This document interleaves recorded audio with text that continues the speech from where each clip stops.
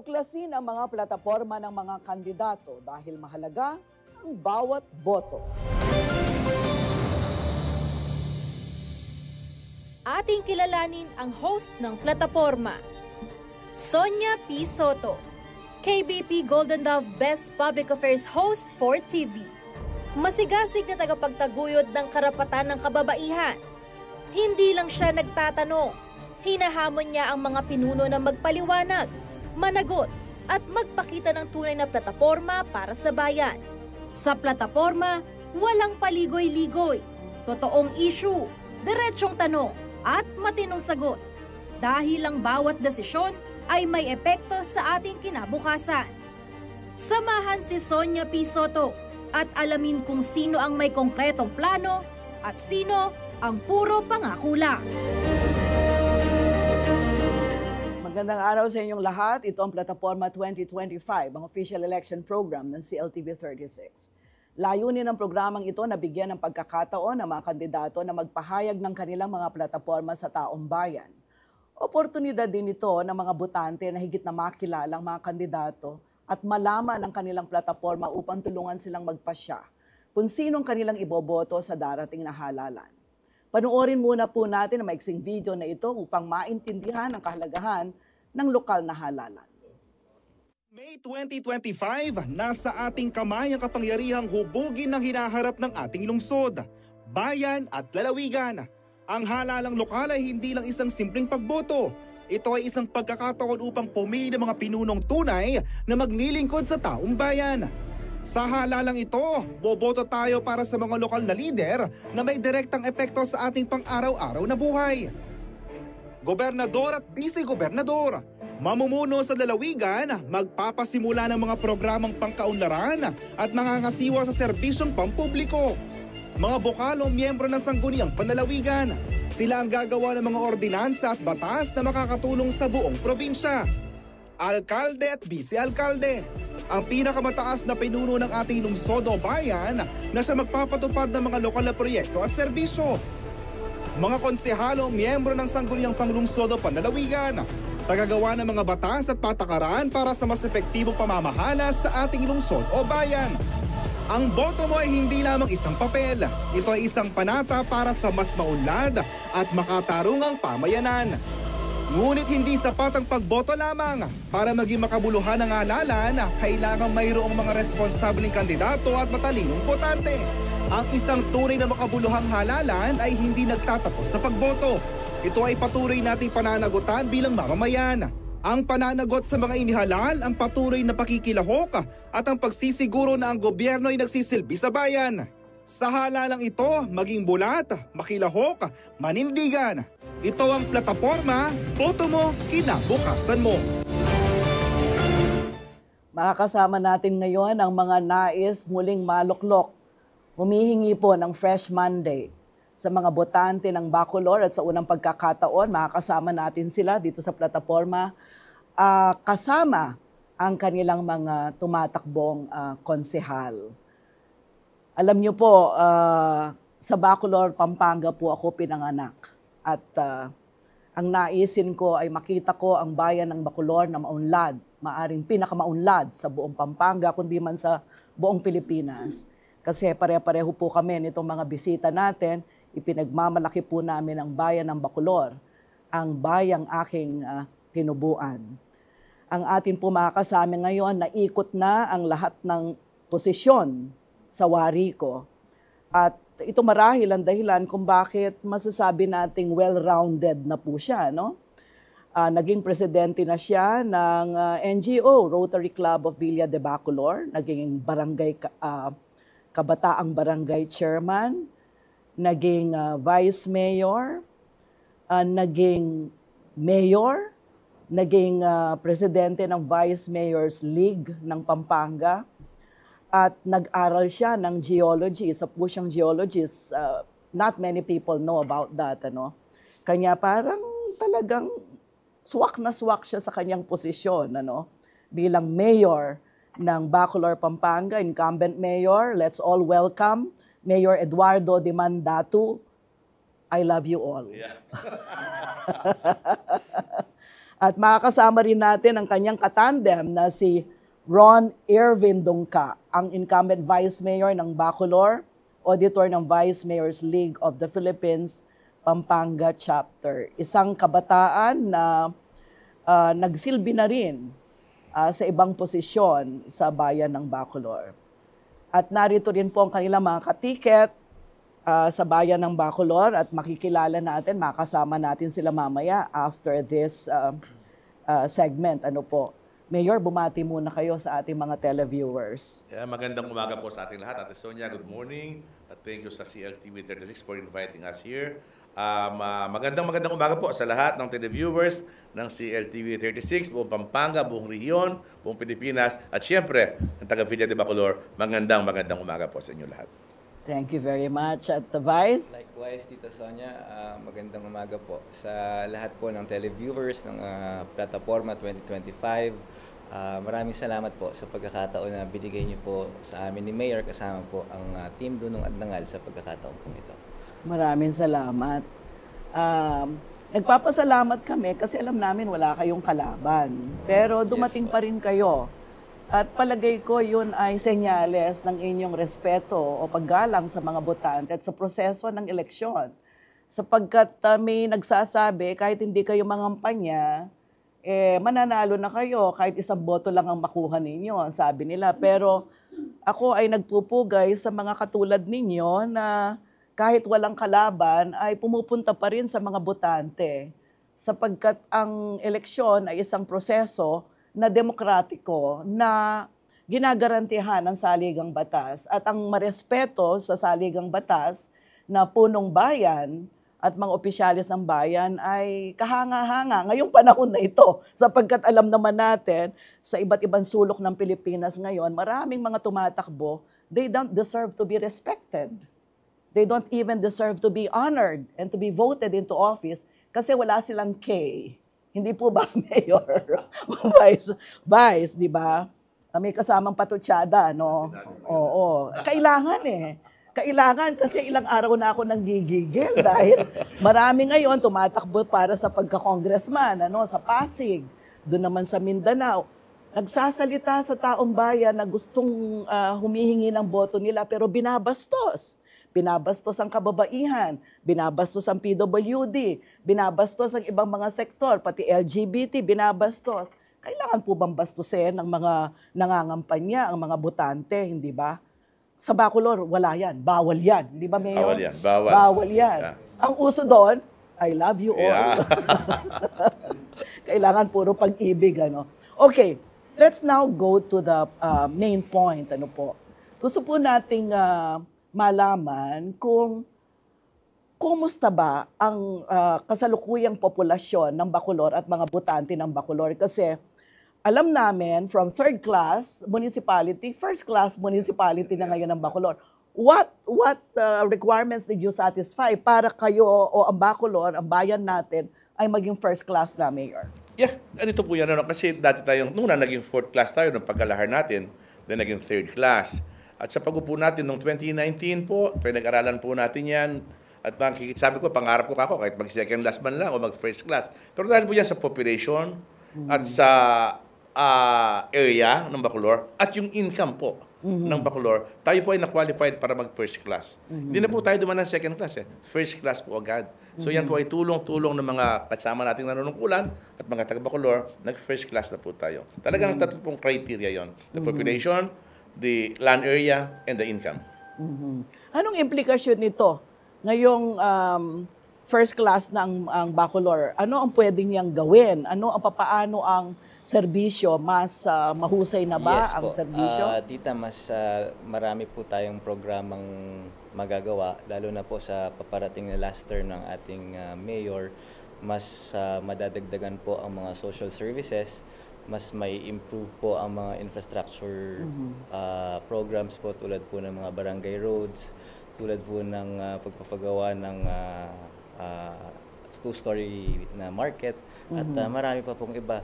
So yung pagka first class municipality po, pati po ang sweldo ng po mga na ating nagtatrabaho sa munisipyo ay kasama po, tataas po.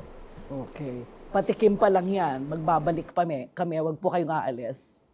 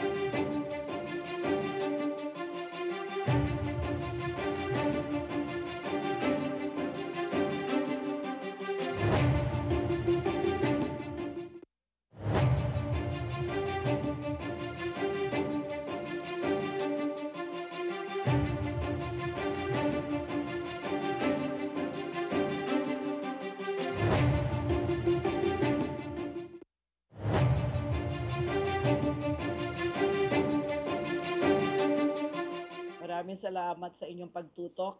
Siguro bago tayo magtuloy, Mayor, Vice Mayor, batiin nyo naman yung mga nasa resettlement. Yeah.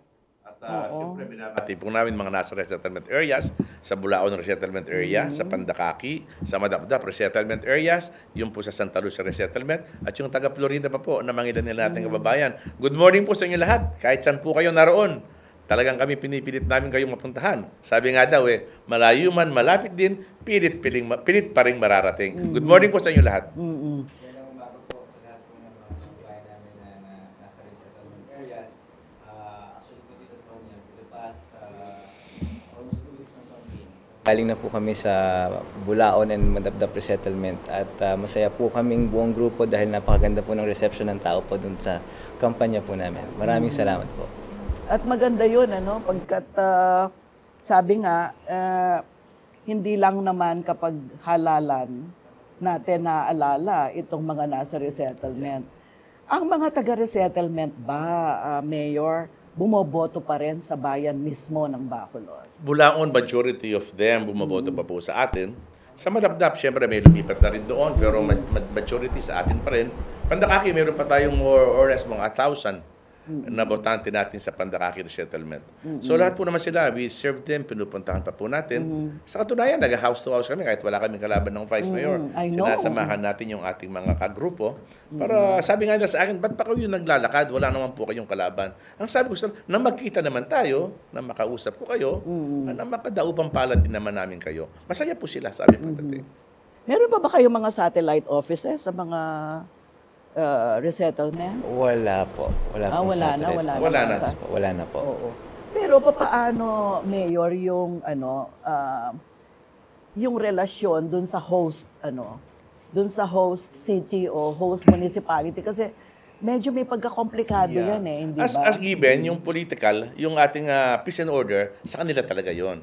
Dahil situ yung site na talagang naka-under tayo sa kanila. Ang atin naman yung social services, kung tutuusin, sa kanila na rin yun. Kasi yung IRA yan, yung pera nila, nandun na sa barangay, kung saan nakatira. Kasi po yan based on census, actual population. Pero kahit ganun pa man, dahil kakilala natin, kababayan natin, we see to it na kahit paano natutulungan po natin sila ng ating bayan ng Bacolor. Hindi po natin sila nakakalimutan. Kasi ang pagkakaintindi ko kasi po, kaya sila umalis dahil it is due sa force majeure. Exactly. Napilitan sila umalis dahil sa pagputok ng pinatubo sa paglahar natin. Hindi nila kagustuhan na sila umalis sa ating bayan, kundi tayo na puwersa umalis para maligtas ang ating buhay. So, we accept it.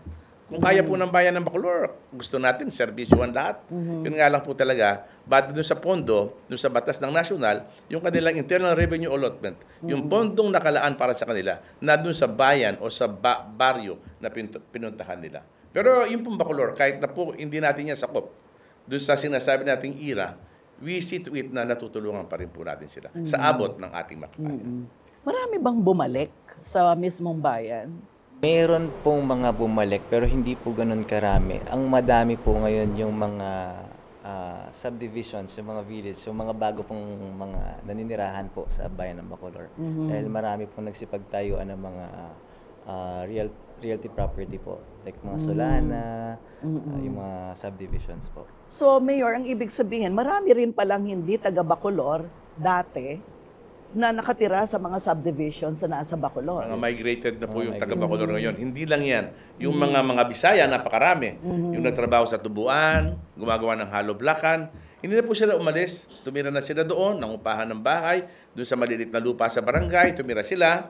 At sila po bumoboto na ng bayan ng Bacolor. Kaya nga po ang ginawa natin, dahil alam natin, baka pagdating ng panahon, yung taga-Bacolor, yung kagwapuhan at kagandahan, mag-iba at lalong, baka kung lalong gaganda o lalong gwapo, whatever, ang ginawa po natin, ang alam natin, mag-aral yung tao. Kaya nga po tayo nagbukas ng 3 integrated school sa ating panahonan bilang mayor. Yung ating Bacolor Central Integrated School, yung San Antonio Integrated School, yung Tinajero Integrated School. Sabay-sabay po yung nagbukas po yan last year. So may may ID na yan. Para lahat ng tao na tumira sa Bacolor, mahirap man o mayaman, magkaroon ng access sa pag-aaral ng grade 7 hanggang grade 12. Kumustahin ko ang Bacolor Rehabilitation sa ilalim ng Republic Act 9506. Kailan nga ba naipasa itong Republic Act 9506 na ito ni Congressman Dong Gonzales? If my memory serves me right, Tita, this was the time of former Mayor Buddy, kung di pa ako nagkakamali. 2007? Some, 2010. Apo. Oo. So, yung Bacolor Rehabilitation Act po, yung 9506, alam naman natin yan talagang pupunduan yung Bacolor. Oo. Nakita naman natin, yung nakakalungkot nga lang, talagang that funds ay dumiretso sa Department of Public Works and Highways. Wala pong pumasok na pera sa munisipyo dyan na dumiretso sa kaban ng bayan ng Bacolor at tayo ang nagpagawa. Lahat po ng Republic Act 9506, kasi the National Fund, diretso po yan sa Public Works or other agencies concerned or maaaring sa eskwelahan, sa DABSU, baka meron din sila na nabibigyan. Pero sa local government po, wala. At yung pagpa-priority ng mga project, 3 lang po ang pinrioritize natin yan sa aking kapanahonan. Yung hospital, na ginagawa ngayon, napatapos na, yung Ricardo Rodriguez Hospital. Yung executive building, yung mini convention, at yung public market, na gagawin pa lang sana na hindi pa natuloy. So the rest were implemented or lahat po yan implemented ng Public Works and Highways. Yung po nakikita nyo tatayo natin ngayon doon sa tapat ng munisipyo na social worker building at saka yung municipal library, yun po ay savings natin sa bayan ng Bacolor. Pera po natin yun sa lokal. Yung pag naghabilit tayo ng lupa doon sa site para sa ating parking na new building, pera po yan ng Bacolor na savings natin. Yung pagbibigay po natin ng mga trucks sa bawat barangay, sa ating mga waste trucks na bawat barangay, savings po yan ng bayan ng Bacolor. Pera po natin yan. Yung Republic Act 9506, ang talagang lubos na nakakalam dyan, kahit po tayong alkalde, ang Department of Public Works and Highways. Kasi po ang pondo niyan, ang implementation niyan, galing po sa kanila. They are studying or making a feasibility study kung ano talaga ipa-priority. Yung bridge po ng Dolores, yung bridge po ng Maliwalo na patapos na, napakaganda po yun. Are you happy with the way they prioritize the programs? Definitely, of course not. Of course not. Why? Anong kulang? Kasi they don't consult sometimes. Of course, they don't even consult. Basta i-implement lang nila. Balita ko, ubus na yung pera. Oh. Tapos na. We don't even know. Kasi nga sabi ko nga, ala namang dumaan sa munisipyo sa pera ng Bacolor Rehabilitation Act. Nasa national po yan. Pero we thank them. And napakalaking tulong po ng Republic Act 9506. Kung wala yan, walang rehabilitasyon. So we also thank, of course, our good congressman with the batas na nagawa yan. Talaga napakaganda po ng batas na yan.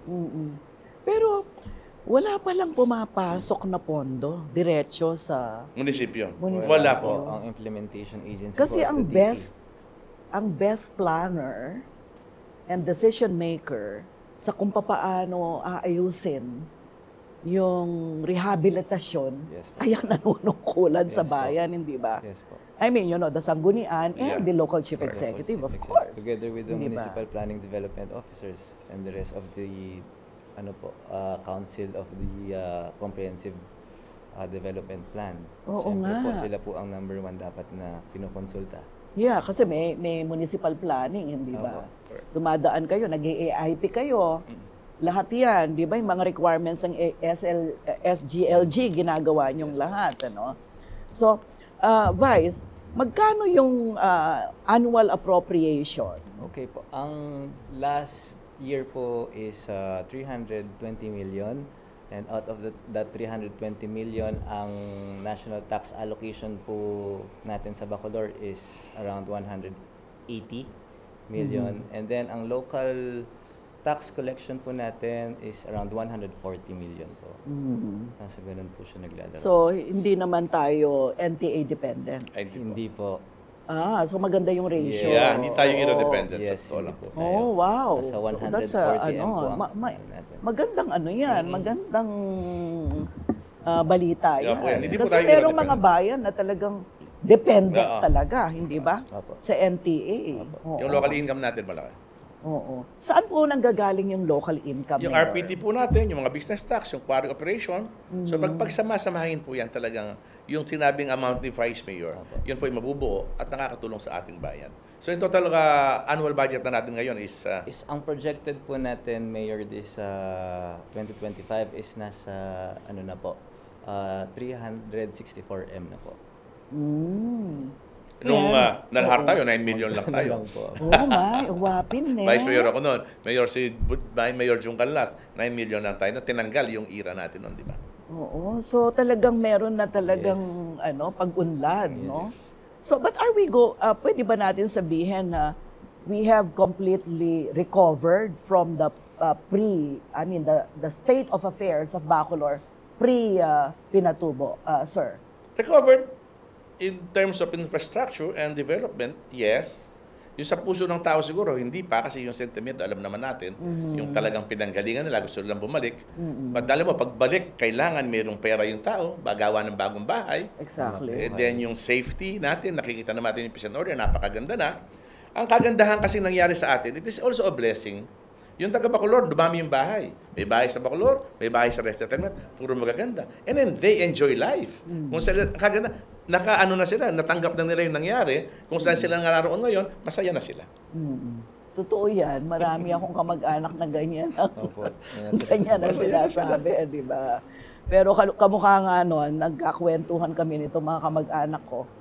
Sila kasi bulaon karamihan eh. Sabi nga nila na sa ano pa sila bumoboto. Kasi syempre pag-uusapan namin yung halalan. So nakumusta ko, sabi nila, sila sa Bacolor pa rin talaga bumoboto. And you are correct there. Yung puso ng, kasi I can attest to it eh. Sabihin kahit nasa ako tumira sa ibang bahagi ng Pilipinas, yung desire ng puso ko palaging to go back to, malalim yun ano? Malalim yun. Sa mga taga Bacolor, sobrang lalim ano? Sometimes ano siya eh, you almost want to cry thinking about it, di ba? Yung sinasabi nyo na force majeure, napilitan lang na lumipat ng lugar, pero yung puso nandun talaga. Which brings me to ask, why did you call your team Dunong at Dangal, Mayor? Yeah, inumpisahan ko yan talaga. Naisip ko yan eh. Ang una sabi ko, di mandatu. Dunong at Dangal, ang grupo natin may talido, may dunong, pinili yan dahil binuo natin yung grupo natin talagang cream of the crop. Marangal ang ating grupo. Di man datu doon ka. Whatever. Ganyan yan ang nga, grupo. no? So, ang pinakapunto is marunong, magserbisyo, at may dangal. Ang importante kasi yung dangal ng pagseserbisyo.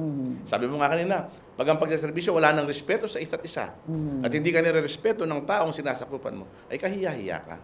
Kailangan talaga gawin ng tama, dapat palaging tama, nang may respeto at may dangal.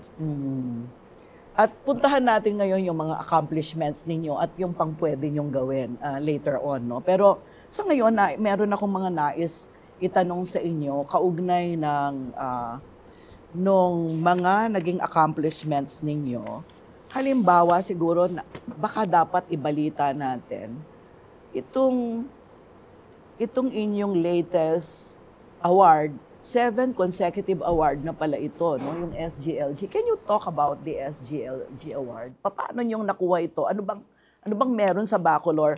Bakit 7 beses niyo nang sunod-sunod na nakuha ito? Sa akin, una, unity. Pagkakaisa ng mga nanunungkulan, suporta ng bawat isa, ng mga department heads, ng barangay officials, ng vice mayor at sangguniang bayan. Then yung direction, we will follow yung, sabi nga, good local governance, seal of good local governance. Kailangan talaga makita ng tao, makita ng national government, makita ng DILG na tayo tumutupad sa mga kautusan na dapat gawin. So sila po ang nagja-judge sa atin. Yan ay binibigay nila dahil nakikita nila kung ano ating ginagawa. So ang alam ko lang dito, this is the direction. Ito ang gagawin natin. Nakakaganda sa tao. Meron silang sinusunod na kung paano pagsaserbisyo. So sila po nag-adjust. Ang alam ko lang, I am doing my work, we are doing our part, we are doing our work, then binibigay nila yung award. Ganun lang po kasimple ang aking paniwala sa pagsaserbisyo. Nagagawa ka ng tama, then judge us. Vice, ilan ang empleyado ng munisipyo ng Bacolor? Ang kasalukuyan po around 250 or like regular employees. 250 regular employees. You have other employees? Yung mga casuals, Oo. at Para mga mga job orders. Job order, oo. So, Kasi meron hindi din tayo pwedeng, pero yung job orders natin konti. And they're all working. So may professionalism na. all working. Yeah. May professionalism among the ano. Yeah. Kaya nga Walang nagtitim ghost building kami employee. every year para Oo. mamit. Yeah, nakikita ko yung mga ano nyo. Pati yata nauuna pa kayo sa mga syudad na nagleledak eh. Yes. Oo. Nakikita ko yung mga yung mga post ninyo sa executive, Yeah. legislative, Saka yung diba? quality checkers lang yung nakakaromi ng konti kasi they have to work. From time to time, walang hinto yun na 24 hours. Di ba nag-aaway yung executive at saka legislative? Hindi po. Maganda po ang... Wala kayong we are very disagreements? peaceful. We have harmonious environment po dito sa munisipyo, Siyempre sa yan. trabaho namin. Meron po kaming kanya-kanyang trabaho at ang pinaka maganda po na nangyayari po sa mga services and programs sa munisipyo is si Mayor is inclusive po siya. Kapag may programang binibigay o inaabot sa tao, lagi pong kasama ang Vice Mayor at ang mga konsehal. Hindi lang po ang Mayor. At, Hindi niya sinosolo? Yes, hindi po. Lagi po kaming kasama. And we always support the programs and projects. Kasi I love you all eh. Yeah. Saka we consult bawat isa, then we accept suggestions naman. Kasi sa tingin, ang paniwala ko kasi kung hindi tayo magtulong-tulong, sa nangyari sa bayan natin, walang mangyayari. So kailangan talaga pagkakaisa talaga. Importante yun eh, di ba? Kasi ang kawawa in the end, yung taong bayan. Kapag hindi magkasundo yung executive at saka yung legislative. Anong mga mechanisms ang meron kayo? Do you have regular consultation? Sila, of course, the regular session nila. Kami once a month, nakikita kami sa flag ceremony. After the flag ceremony, magkakape kami. Yun lang. Kwentuhan sa office ko, doon sa office ng mayor. Then, magkakape, mag-aalmusal. Parang casual lang. Then, napapag-usapan kung ano yung plano. At naging child-friendly pala ang Bacolor nitong taong 2024. Yes. Ano ba yung mga criteria para maging child-friendly? Ang social worker natin ang kasama natin dyan. Ano? So, para maging child-friendly, kailangan meron kang programa sa mga youth, sa mga bata, yung mga daycares natin. Alam mo yung continuous yung feeding natin sa daycares, ha? Mga prutas, everything, we funded that. Kaya yung feeding natin sa mga daycare students natin, ginagawa natin yan continuously. So talagang inaward din ng DILG yan sa atin. Sabi ko, tinanong sa akin anong criteria. Alam ko lang, basta't gawin yung trabaho, tumulong sa mga bata. Yun ang alam ko. Then in-award tayo. Hindi ko nga alam may awarding palang ganyan. Pero alam nyo, Mayor, Vice Mayor, ang isa sa nakitang problema ngayon ng mga kabataan, yung tinatawag na stunting. Talagang matindi ang stunting problem sa mga kabataang Pilipino. Yung kasing first few years ng buhay ng kabataan, doon nadidevelop ang kanyang cognitive at saka yung marami dahil sa malnutrition. Kanya napaka-importante talaga ng feeding program. So you're doing the right thing kung gano'n. For 6 months. That is for Kasi 6 months. this is very important. Kasi sa ibang mga lugar na sobrang baba siguro ng income or iba yung priority ng mga nakaupo, nakakaligtaan yung feeding sa mga bata. And it's good to know. So, ang feeding ba sa bayan lang o pati na sa ibang sa mga resettlement kung saan nandoon yung mga kababayan natin? Kung saan yung ating daycare school, meron tayo sa resettlement. Meron Ginagawa din tayo. natin yun. Okay. So yung ating feeding program, it is may rice yan, may meal yan, then may mga fruits. Yan ay talagang ginawa natin at ginagawa pa natin hanggang ngayon. Kasi ngayon paniwala nga natin, tama yung sinabi mo, na talagang yung first early age niya talaga, ma-develop the first year hanggang 5 years. So ginagawa po natin yan sa ating mga daycare students. Ang nagluluto naman, yung mga magulang na. Sabi kasi nila, at ito, napakalaking usapin ito sa DepEd eh. Ito nga yung pinaka-problema sa buong Pilipinas. Mabuti na lang sa atin, hindi problema. Kasi sabi nyo, Team Dunong eh. Alam nyo, ang bata kapag kulang talaga sa nutrisyon, kahit napakainin mo ng pakainin, pag nalampasan na niya yung edad na yon, yung first 5 years daw po, wala na. Maging kain na lang, itang maklakabuntok. Totoo. Actually, maraming mga kabataan, kanya hindi sila nakakapasa sa klase kasi napabayaan sila nung maliit. Oo. Pero ano daw, Mayor, hindi lang yung mga batang nasa public schools ang may problema sa nutrition, pati daw yung nag-aaral sa private schools. Pero yung kagandahan ng ating feeding program, it is locally funded. Okay. Hindi ito national funds, ito yung locally funded ng ating munisipyo. Kaya ito ginagawa natin doon sa ating mga daycare students. Kasi yung daycare, atin talaga yan. So yung pagdating na sa DepEd na, pagdating na ng grade 1 hanggang ibang usapan na yun. So minsan may nagpupondo ng mga NGOs, yung munisipyo or yung DepEd na at ibang tao na tumutulong. Magkano po ang Special Vice Mayor, ang Special Education Fund ng Bacolod? Hindi ko po na-check, tita. Oo. I'm not Yung sure. yung SEP, Oh yeah, Seth.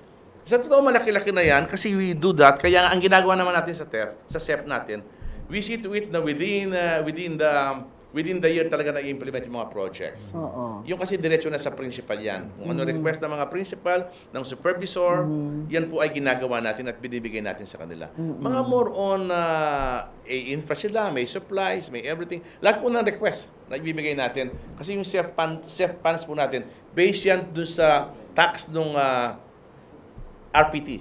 Yes. RPT, yeah. May certain Oo. percentage po. 1%. Malaki din. Malaki din siya.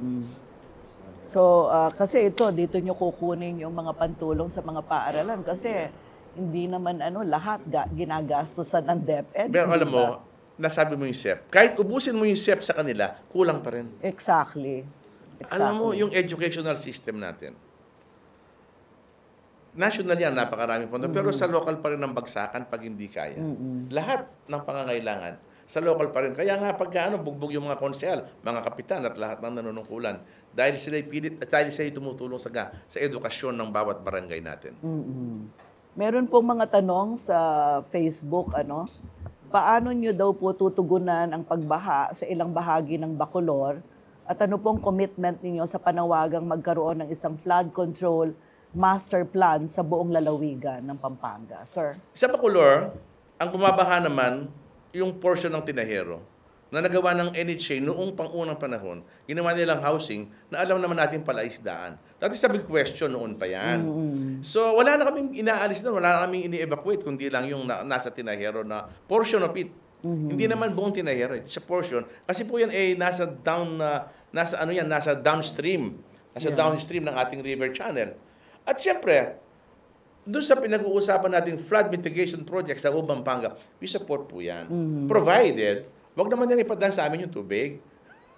Baka naman mag-ano tayo ng mitigation, dadaan na naman sa atin, pag-aaralan pang mabuti. Double jeopardy na yan. Yeah. Ang hinihingi ko lang, pag-aaralang mabuti yan, bakit hindi natin, kung flood mitigation, tingnan natin yung topography. Magrarally tayo. Yeah. Tingnan natin yung topography. Kung saan ang mababa, doon natin ipadala. Exactly. Kung saan ang mababang lugar, it is a matter of common, it is a national law. National yan. Kung saan ang mababang lugar, doon papuntahin yung tubig. Ba't pahihirapan mo yung sarili mo, di ba? Exactly. Pag-aaralan, so topography, it is a mitigation, dami nating engineers. Basta pag-aaralan lang mabuti, may magandang resulta. Tsaka pinag-aralan nyo yan, geologist kayo Hindi ba? I don't challenge them. Di na ako nagpo-practice. Sabi ko, since na tingnan lang yung topography, at makikita natin kung saan pupunta. Huwag natin pilitin doon sa lugar na hindi na pwede siya pumunta. Dapat siguro dinugtong nyo dun sa team nyo. Dunong at dangal at masya sa bunto. Kasi ang inaano lang natin, yung tama lang. Tama lang. Oo, nakikiisa ako sa inyo doon. Mayor, huwag kayong mapayag. Oh, of course na. Kasi kawawa naman tayo, Tamang sinabi mo, double murder, double jeopardy na yun. Sobra Kasi na yun. Sobra na yun. di ba?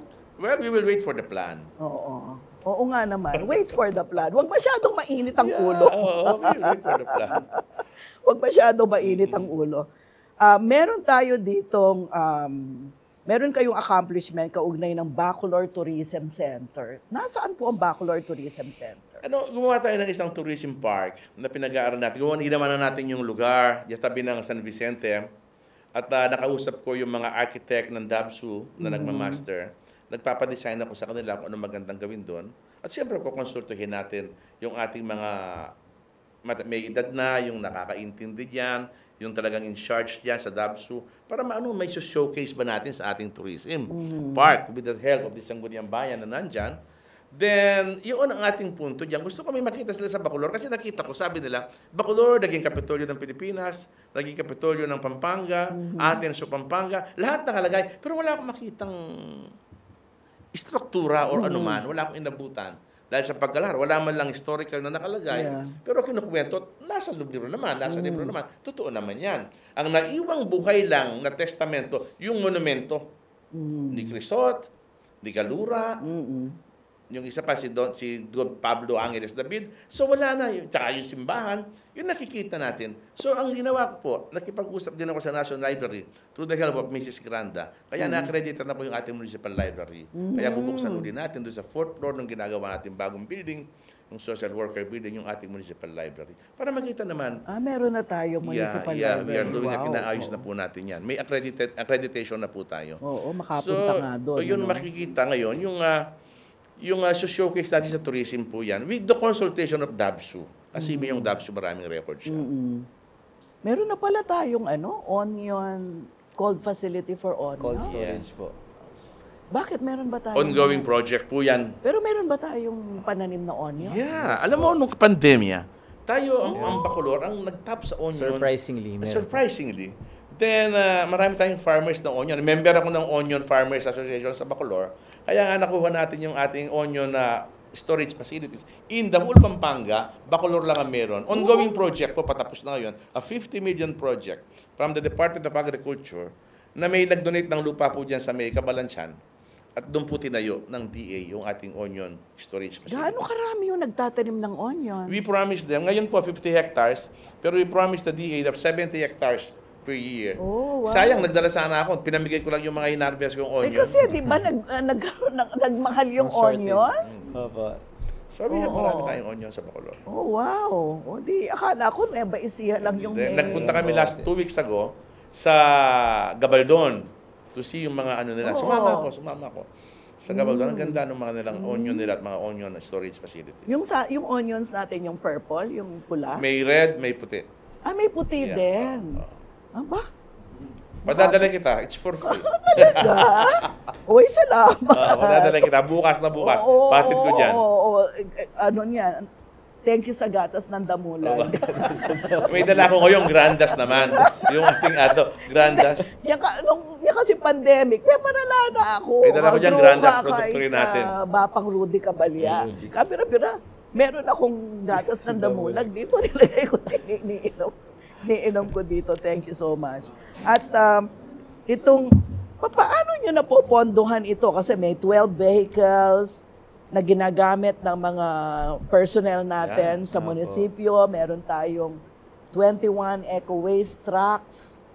Saan nyo kinukuha? Ito ay pinoponduhan from the local income, Vice? Yes, That's our savings. Savings po. Siyempre, matipid tayo. May savings Yeah, pa. may savings tayo. Yan, binigay na. Lahat ng department heads natin, meron na silang service na pick up. Ba?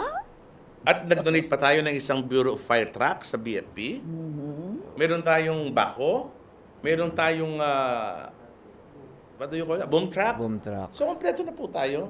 Oo. So, pati yung mga waste truck na bawat 22 barangay. Oo nga, eco waste trucks. Every weekend, nandun ako sa Maliwalu, dun sa may Mega Dike. Yeah. Nakikita ko doon yung Maliwalu Eco Waste Truck. Yeah. Opo. Doon dumadaan. Oo. Ano na ako niyan? Every Saturday, Sunday, Mag-chokoy po yung farm. pupunta Yeah, ako we doon. save money for na may project naman tayo. So hindi po natin yan inuubos yan kung saan-saan. Ang paniwala ko kasi, kahit na hindi marami yung pera, nasa humahawak lang talaga ng pera. Hindi naman kailangan yung sobra-sobra. Ano yung programa nyo doon sa mga tao na nandun sa loob ng Mega Dike? Well-developed na po yung lugar. Oo. Mayroon na silang bahay, may kuryente, nabubuhay ng Ano yung normal. access road? We can get out through Parulog, San Antonio, through Santa Barbara. Doon na ako nakatira sa San Antonio. Kaya nakikita ko na yung buong barangay. At the Public Works and Highways, through the consultation, by this month, April, magbubuksan rin Dolores Bridge. Yun nga sinabi natin sa Republic Act 9506 through Congressman Don Gonzales. Yung bridge po ng Dolores, patapos na yan. So dadaanan na yan. From Del Rosario to Bacolor, diretso ka na. From Guagua to Bacolor, diretso ka na. Makikita mo yan kung dadaan ka ng Mega Dike, kung mahabang tulay doon. Tsaka accessible po lahat ng barangay roads po, papunta sa loob ng dike. I see. So, Itong nakita ko kasi dumami na nga ang tao.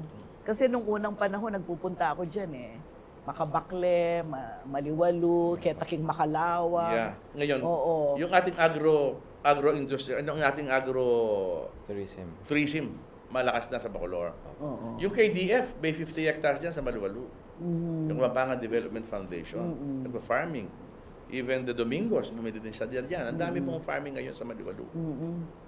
Kaya, Talagang pati yung mga pangkabuhayan, meron na rin. mga livelihood programs natin, meron tayong negosyo sa karton, yung mga TESDA, natin, mga funds, at saka yung ating local funds din para sa livelihood ng kababaihan, ng solo parent, ng PWDs po yan, binibigyan po natin ng priority yung mga yan. Oo.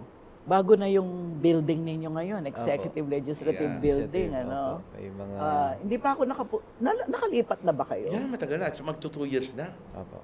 Doon sa bagong building na Yeah, malaki? the Executive One. Hindi, kailan lang kailan? Mag 2 years The na. other year, Oo. nung nagpunta kami doon sa office ninyo, nandun pa Yeah. sa main building ang Yung office. kagandahan nun, Ate Sonia, yung executive building na sinabi natin, nakuha natin sa 9506. Doon sa side doon, nabili natin sa ating savings. Yung 1.5. Yung 1,500 square meters sa mga DSUs.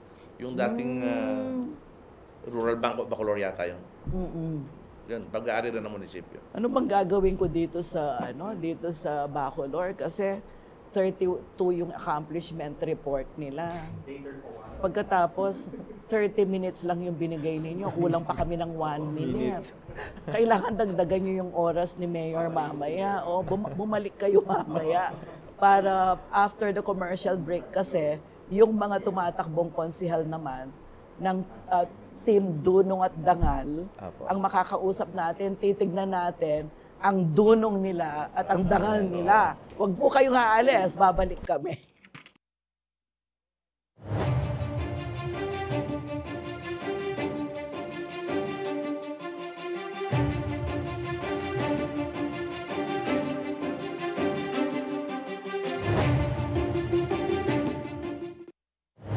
Nakita ka na ba ng balitang parang ang bigat pakinggan?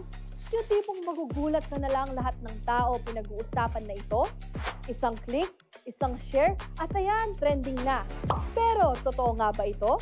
Ganito kabilis kumalat ang fake news, lalo na tuwing eleksyon. At hindi lang to basta chismis. Pwede nitong baguhin ang isip ng botante.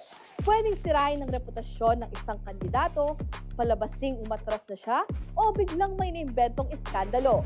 Lahat ng yan para lang maimpluwensyahan ang boto mo. May gumagamit pa ng AI para palabasing may sinabi ang isang kandidato, kahit hindi naman talaga. Pero paano nga ba malalaman kung legit ang balita o pampagulo lang? Narito ang 3-step rule for verifying news before voting. Step 1, suriin ang source. Galing ba to sa official na page o kung saan-saan lang?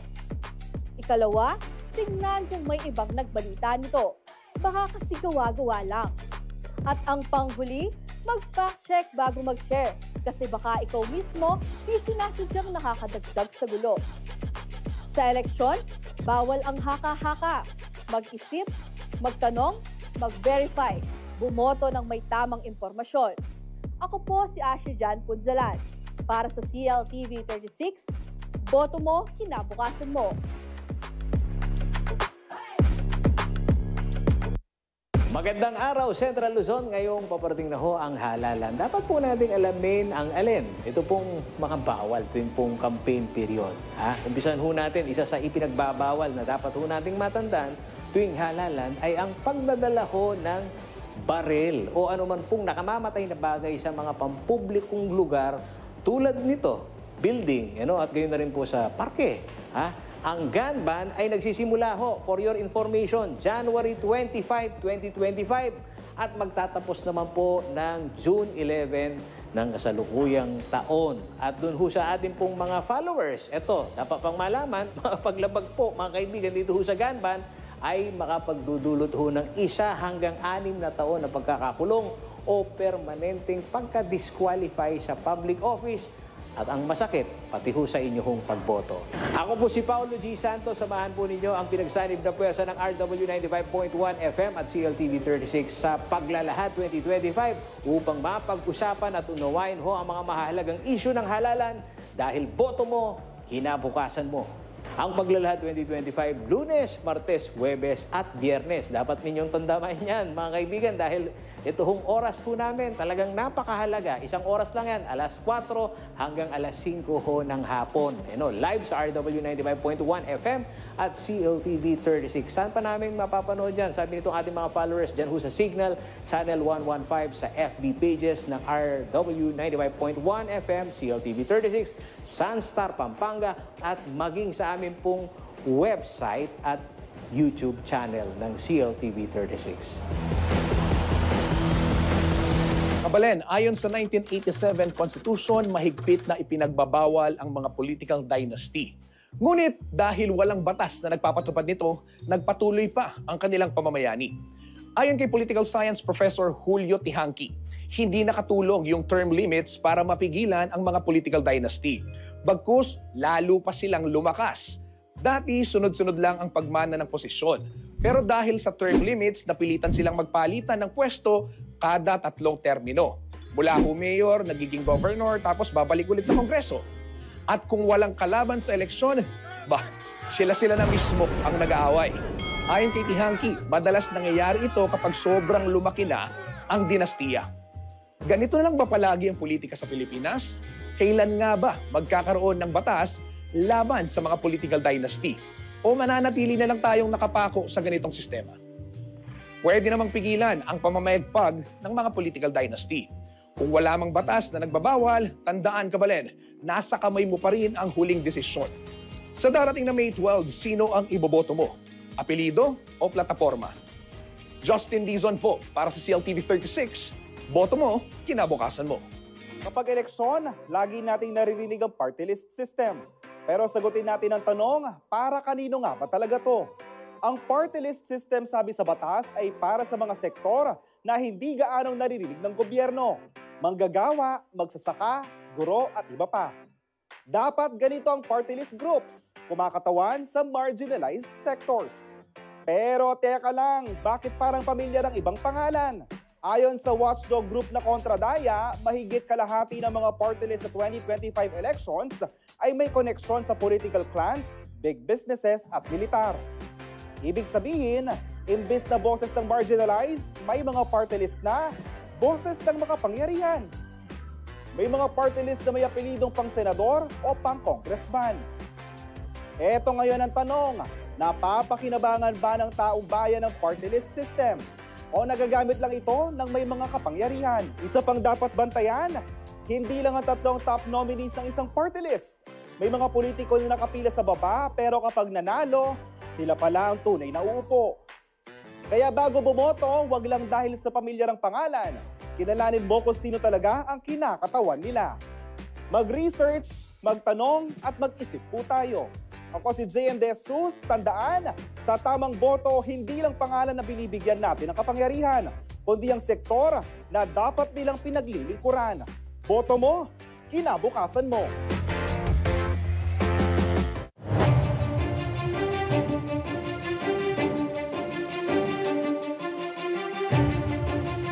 Tayo nagbabalik sa Plataforma 2025, ang official election program ng CLTV 36. Ngayon po makakasama natin ang ilan sa mga tumatakbo o lahat sila present sa pagkakonsihal sa bayan ng Bacolor, Pampanga. Para po sa pagpapakilala sa kanila, meron po silang 6 na re-electionist at 2 bago na ngayon pa lang sa halalan na ito tatakbo. Okay? Pakikilala ko muna po si Ma'am Angie Angeles, Konsehal Sticky Blanco, Councilor Renz Louie Canlas na re-electionist din, at si Councilor Aiza May Cunanan, re-electionist. Oh, may mga bata, no? Balansyado kayo, may bata, merong senior na katulad natin. Katulad natin. Matuwa ka? Ditak. Matuwa ko ka nga, Angie. Oo. Beng-beng yata yan Oo. So, at re-electionist din po si Councilor Cynthia David. Good morning po.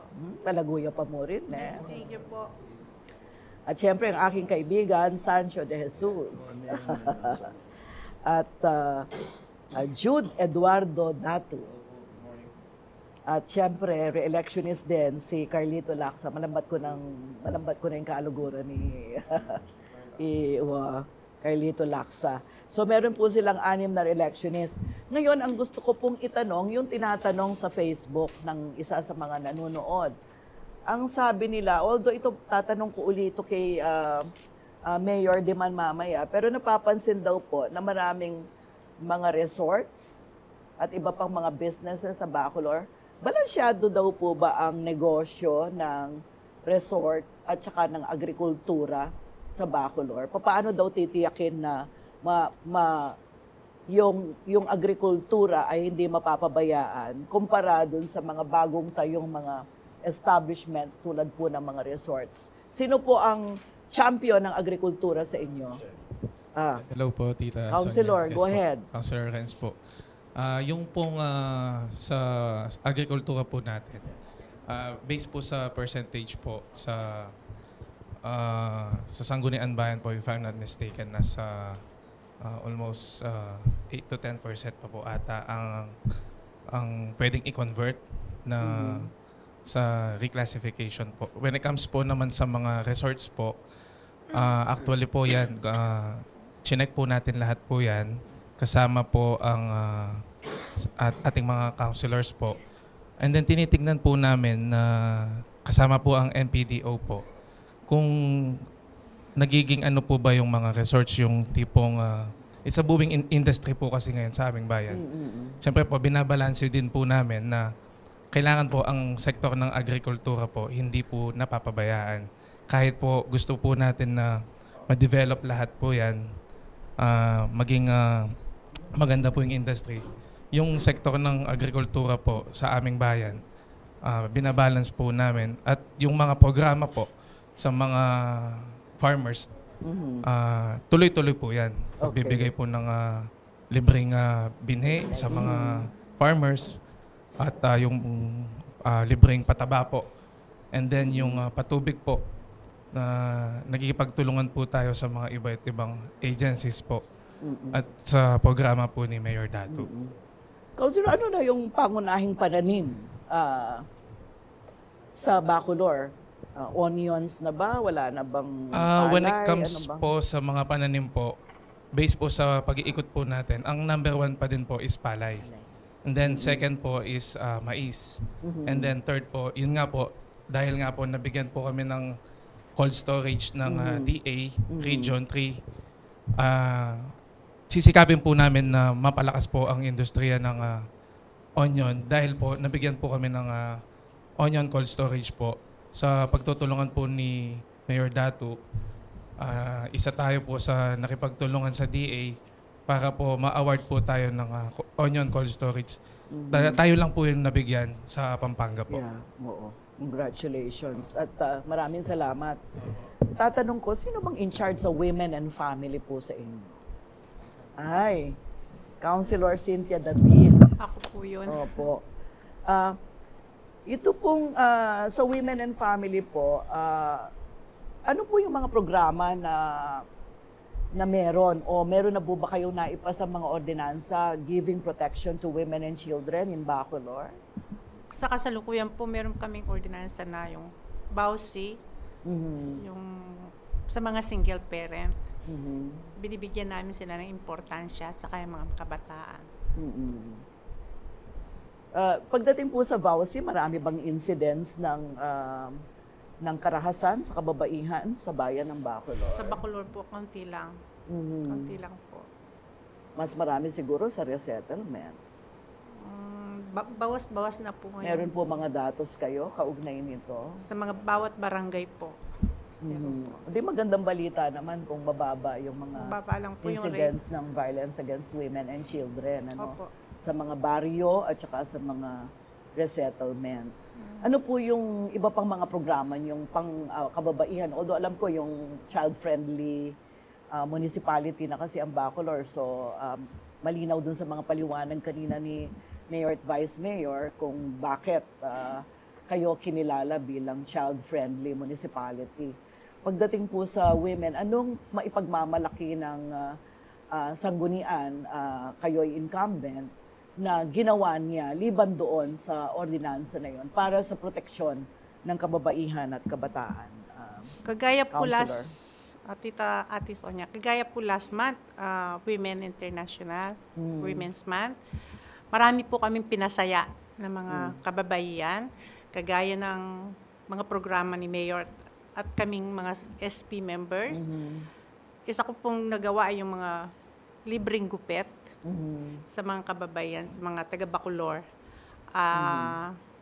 Yung mga single parent po, may binigay din po kaming mga ayuda sa tulong at suporta ng ating mabait na mayor at vice mayor po. Salamat po. At sino po ang in charge sa culture and arts? Ay, si incumbent din, no? Si Councilor Aiza May Cunanan. Kilala ang Bacolor, hindi lamang sa bayan sa lalawigan natin bilang Athens, no, of Pampanga. Kabisado mo ba yung history ng pagiging Athens ng Bacolor? Bakit ba tinawag na Athens ng Pampanga ang Bacolor, Councilor? Well, natawag po tayong Athens because alam naman po natin Athens connotes beauty. Parang maganda. And also the history. Since naging capital po tayo, not only of Pampanga, but also of Philippines. Sorry sa mga dates, medyo alanganin po ako sa dates. Pero for 3 years, we were the capital of the Philippines din po. And Pampanga included. Doon sa maiksing British occupation of Manila, Yes, naging capital nag-transfer tayo. po from Manila to Bacolor. Maibabalik pa ba ang pagiging Athens ng Well, Bacolor? kung hindi man po maibabalik yon, hindi na po maaalis sa Bacolor yon. And we are one of a very few municipalities na tinatawag pong villa or villa. Isa lang, apat lang po sa buong Pilipinas ang tinatawag na villa, and Bacolor is one of them. That's why we are proud to be called Villa de Bacolor. Ano yung mga programa ng Bacolor ngayon sa pagdating sa culture and arts na pinangunahan ninyo bilang isang re-electionist, incumbent councilor kayo, so in charge kayo sa culture and arts? Yes. Meron ba kayong mga ipinasang mga ordinansa sa Sangguniang Bayan para i-promote ang ating culture and arts, councilor? Yes po. Sa aspeto po ng Sanggunian, pinagsama po kasi namin ng tourism, culture and arts. Sa aspeto po ng culture and arts, nandyan po ang aming mga dati na pong kilalang mga tao ng Bacolor na yearly pinupugay po namin sila para po hindi makalimutan ang mga nagawa nila. And then when it comes to tourism, currently po, Tita Son, we are almost finishing our tourism code.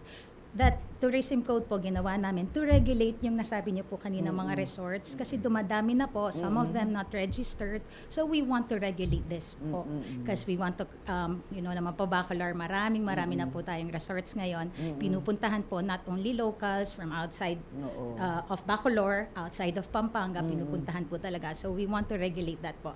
That's why we created the tourism code po of Bacolor. At meron ng ecotourism ngayon, Yes di ba? po, Importante yung sinama rin po ecotourism. namin I think it suits Bacolor, yung ecotourism. Yes po. So, yun po sigurong susunod kong tatanungin ay yung may kinalaman sa pagtatanggol sa aspeto ng pagpapalakas ng edukasyon at livelihood. Sino po bang incumbent?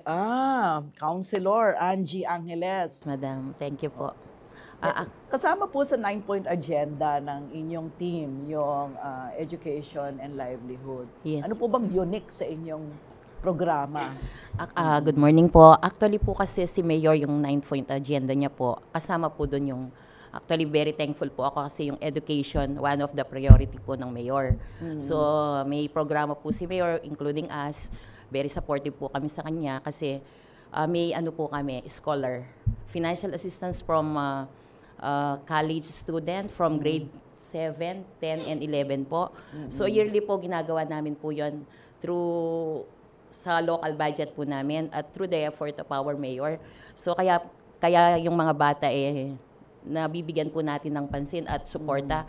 Aside from that po, ako bilang counselor po, na dating yung 3-term counselor na asawa ko po, Darwin Angeles, isa po sa kanyang programa or kagustuhan, makapagbigay po ng assistance through school supplies na nanggagaling po sa aming mga blessing. So ako po bilang konsehal kasalukuyan, itinuloy ko po yung serbisyo or programa po ng aking mister na si Darwin Angeles para po makatulong kahit papaano po sa ating mga bata from grade 1 to grade 6. Yun po ay galing po sa sarili naming bunsa at pagsisikap. Dahil alam ko po yung mga kabataan or yung ating mga magulang, ang gusto lang po nila ay magkaroon ng magandang education ang ating mga bata. Maraming salamat, Counselor. At malaking usapin, lalo na nung pandemya, no?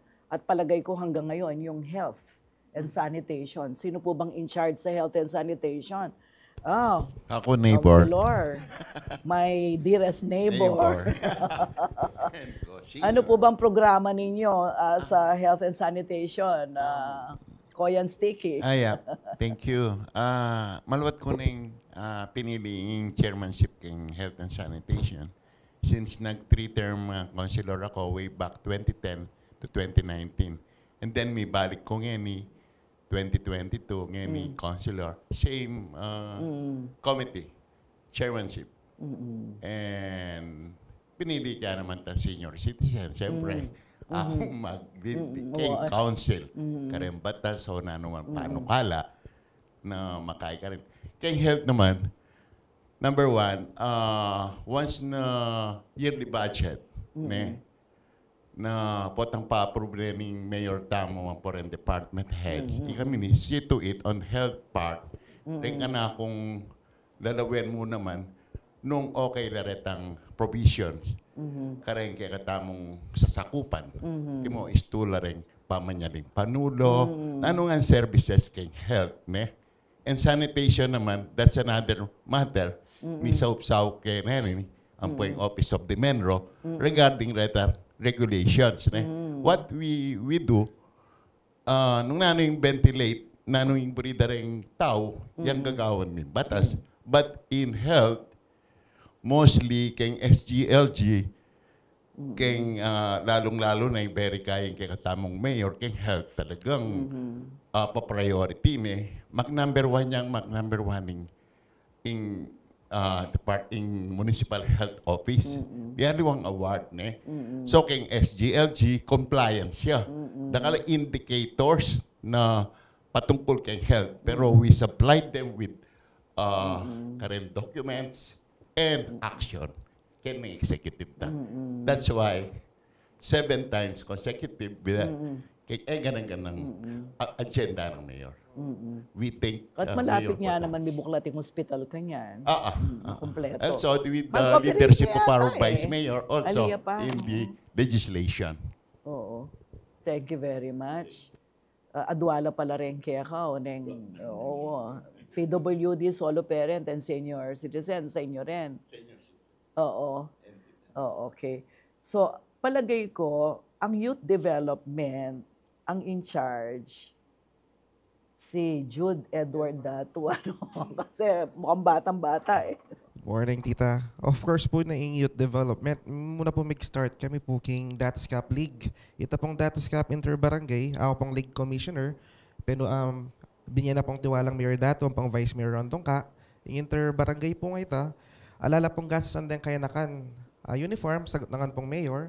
And then po, kakito po manala po kagaling din kaya katamang players. Ating liga po ngayon mo po metong lugar. So, mumunta po ka rin sa settlement areas. At least po, asisilip tala rin kaya katamang kabalay na settlement areas. At kilala daw po rin players tamo. Sa gunduang kaya rin po itang kang Councilor Angie Angeles. Then pong college students tamo, magsimula po yan 2019, kalukuloko ng mayor, muna po walula pong dalang estudyante. Amani kong financial assistance kaya katamo. Ngayon pong panahon ngayon at yun na po 2,500 students sa college students. Nangyang at yun po sa settlement areas, manikwala pong financial assistance king LGU Bacolor. So ito po yung kasalukuyan na programa kaya nakan ang malilyari king Balen Bacolod po. Dakala salamat, ne? At good luck. First time mong tagal antimong konsihal, ne? Yes po, Tita Sam. Oo. At siyempre, buriken ko nanganing ka na akong kaluguran na Sancho de Jesus Choi. Balang bata na yatang magkanta, ne? Ako makasambot kaya kayo kaya pamagkanta, ne? Kanitang minunang panahon po, tang hikit-hikit kami kaya takariparing body. Giyang matsura kung dili boses ako yung sasambot. In other words, rig ang competition. Program kayo para sambutan mo. Makatula. Okay. Inke kang agenda ang tatalnan kanyan would be either environmental protection or infrastructure development. Sano ka rening adwa? In pupush mong agenda, keng 9-point agenda ng mayor? Actually, I can push both. Being a civil engineer by profession, I graduated as a civil engineer at Dimapua Institute of Technology. So when it comes to the infrastructure program, it's no stranger to me. Balo kayong gawan ko ken sa patsingan na akong eksperyensya, karos ka rin obra. At siguro, maragursaw ka na ako na maging kapitan ko kayong barangay, balo kayong programa ka rin barangay, at maging municipal planning and development officer na ako naman ni Balen during the time of former mayor Bati Dungkal. When it comes to the environmental protection naman, alata namang problemang masyado ken, Bacolor is a nice place, it's not polluted, everything is going easy, there's no traffic congestion, even the market, you can visit it, it's doing good, although it is a market without a market. So, then i-push nila as part and parcel na ng 9-point agenda ng kakatamong mayor. Rest assured, atutukan tala rin, karahingan da rin kakatamong da kalakabalian, dalata mo in concern the environmental protection, likewise the infrastructure program. Thank you very much. At in kakatamong last but not the least, re-electionist Carlito Lacsa, siguro kut nanganda ka nung nano in kekang champion keng 9-point agenda ng Mayor de Mandato. Please go ahead, Councilor. Thank you po, Tita. Actually po, kasalukuyan ngayon tatal ng kefing environment na kung makanano po, balutan naman po yung problema ketiking Pilipinas, balutan naman po itang Republic Act 9003, Ecological Solid Waste Management, Act of 2000 to establish and to aims the solid waste management. Kaya pimpuring barangay ngayon at pong ordinance para kimpong basura, king collection. Kaya pong sasabihan tamo, may ka-amendment na po para kaya nga sanitation ticket. Kareng barangay, baka nita po magkaroon tamong balutan ng po ngayon kasalukuyan minyarane po yung King Clark. At ngayon i-establish siya pong masalese yung MRF na po, yung material recovery facility. Luka rin yan? Kaya po king part na po ng Talba and Cabalintian, na maragulya po ita na maging sana datang po yung aldo, maging modelo ya, yung pangagawa at magawa po. Baka nita ulit pong ngayon, establish tayo itang ordinance na rin barangay, baka nita po kabang di takla pa po ring tao, asubaybayan danefo, itang batas ito, bata po potang mamanulila, tukyan danefo ita. Bata datang yung panahon, mamanulila rin Bacolareños, masanting niya po yung programa tamo king sanitation. Dakala salamat at mayari niya po yung binyedang oras kay katamo. Para keng segment ay ni, magbalik niya po Mayor de Mandato after the commercial break. Pasalamat ko kaya kayo. Good luck kaya kayo. More power. May God bless you all. Kaya kayong campaign. And see you. Kaya kayong inaugural. Good luck. Wag po kayong aalis. Magbalik kami po.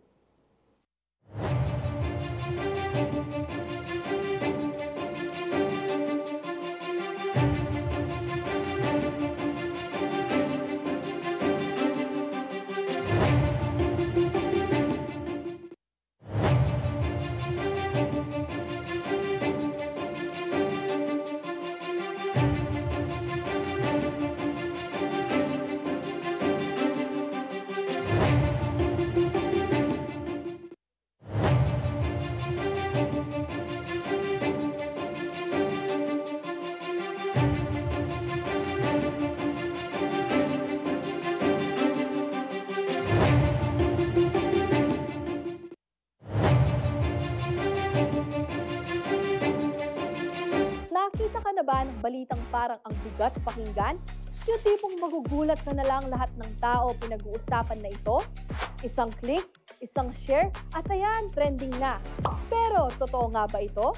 Ganito kabilis kumalat ang fake news, lalo na tuwing eleksyon. At hindi lang to basta chismis. Pwede nitong baguhin ang isip ng botante. Pwedeng sirain ang reputasyon ng isang kandidato, palabasing umatras na siya, o biglang may naimbentong iskandalo. Lahat ng yan para lang maimpluwensyahan ang boto mo. May gumagamit pa ng AI para palabasing may sinabi ang isang kandidato, kahit hindi naman talaga. Pero paano nga ba malalaman kung legit ang balita o pampagulo lang? Narito ang 3-step rule for verifying news before voting. Step 1, suriin ang source. Galing ba to sa official na page o kung saan-saan lang? Ikalawa, tingnan kung may ibang nagbalita nito. Baka kasi gawa-gawa lang. At ang panghuli, mag-fact check bago mag-share kasi baka ikaw mismo di sinasadyang nakakadagdag sa gulo. Sa eleksyon, bawal ang haka-haka. Mag-isip, magtanong, mag-verify, bumoto ng may tamang impormasyon. Ako po si Ashley Jan Punzalan. Para sa CLTV 36, boto mo, kinabukasan mo.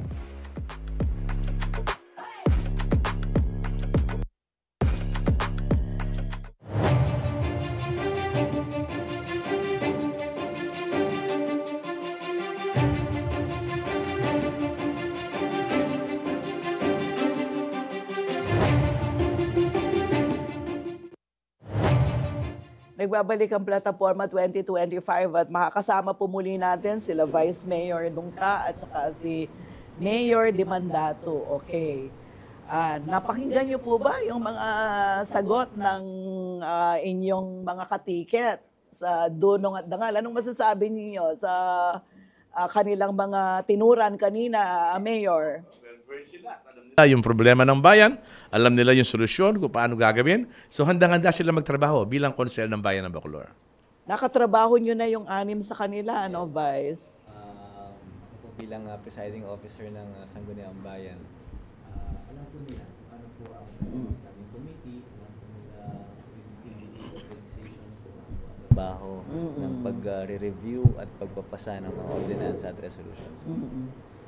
Mayor, madalas sa iba't ibang mga lugar dito sa Pilipinas, sa syudad man o municipal level, maski sa provincial, yung mga tao nalilito, akala nila pareho ang trabaho ng executive at legislative. Kasi sa local level, parang napaka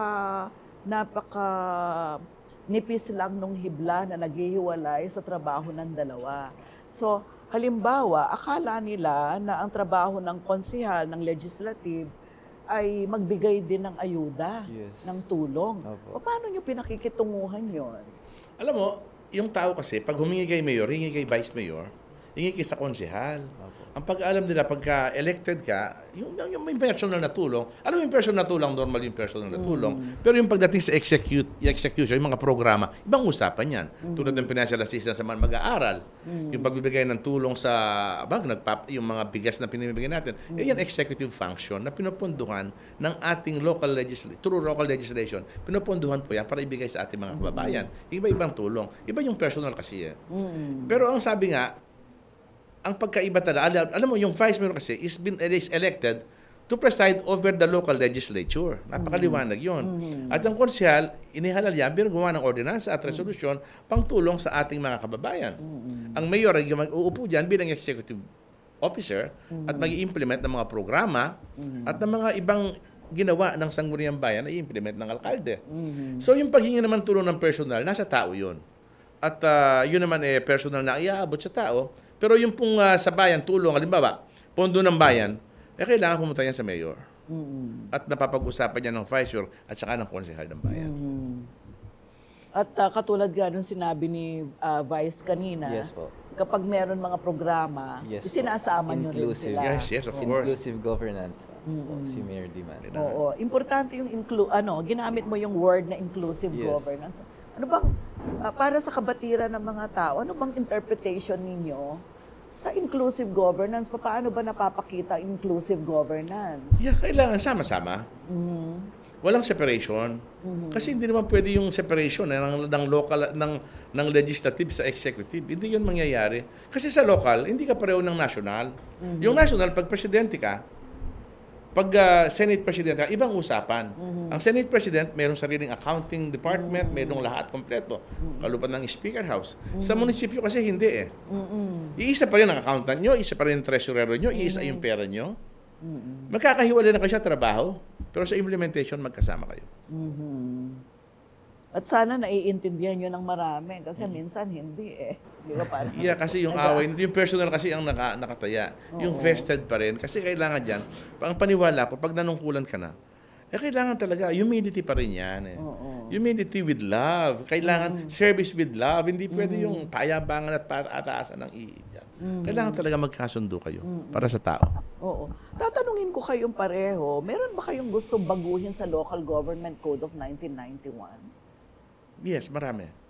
Magbigay kayo ng mga Specific. ilang critical examples lang ng gusto nyong baguhin at kung bakit. Kung ako ang papipiliin, black voting yung mayor at vice mayor. Para walang diretso yan Pag binoto yung mayor, binoto na yung vice mayor. Same, Para sa sistema sa Amerika, no? Yes po. Pangalawa, yung 3 years. Ako, patapos na yung term ko, hindi ko na pakikinabangan ito. Gawing 4 years man lang. Kasi yung 3 years talaga maiksi yan. Yung first year, mag-aaral, pag-upo. Yung second year, magtatrabaho. Yung pangatlong taon, Pilipino tayo, politiko tayo, mangangampanya na yan. Mahaluan na ng politika. Mahaluan na ng politika. Kanya kayo 4 years ang Yeah, 4 years okay lang. Yun namang democratic form talaga, 4 years tayo, even nung bata tayo. Yun lang.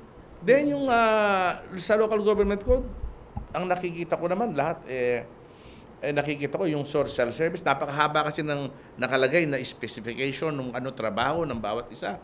Sa legislative, ang haba-haba. Bawasan lang naman ng konti yan Kasi ang maliwanag naman sa bilang mayor ang pinakamatas na batas pa rin para sa akin. The social good ng tao ang importante. The welfare of the people is the highest law. So doon na lang maglalaro. Ang daming yung mga batas natin naglalaban-laban na. Alam mo, maliwanag lang. Sa pagpuputol na lang ng halaman. Pagpuputol ng public works. Pa-execute sa local, ayaw nandiyan na. Anong mangyayari? Kaya nagtatagal yung implementation. Kailangan mag-usap lang siguro. Hindi ko naman pinangarap mag-congressman mayor lang. Pwede na kayo. Hinog na kayo. Hindi ko naman pinangarap. So, hindi ako naman nagsasuggest lamang. Talagang kailangan talaga. Isa lang ang batas. Iba-iba kasi.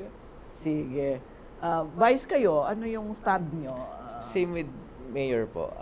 Yung black vote po na sana pag na-elect po ang mayor, ang vice mayor po niya ang automatic na kasamang mananalo. Dapat magkatandem. Yes po, para wala pong conflict pagdating sa mga programs and projects. Hindi po napopolitika, hindi po nag-aagawan ng spotlights. Kasi minsan pag hindi po magkakampi, nade-delay po yung mga pag-aproba ng mga pondo sa legislation. So, same with mayor. And yung tenure of service na madagdagan. Maiksi yung 3 taon. Maiksi po yung 3 taon. Although pag sinuwerte, 9 years Diba? So pag ganon, 2 terms o 3 terms pa rin? Okay lang, kahit 2 terms lang. Importante, diretso lang. Kahit 2 terms lang. Okay. At yung isang aspeto siguro na gusto itanong related to yung pinag-uusapan natin ngayon, hindi ba magkakaroon ng problema ng yung tinatawag na fiscalizer kapag ganon, parang puro kayo magkakakampi, wala nang fiscalizer?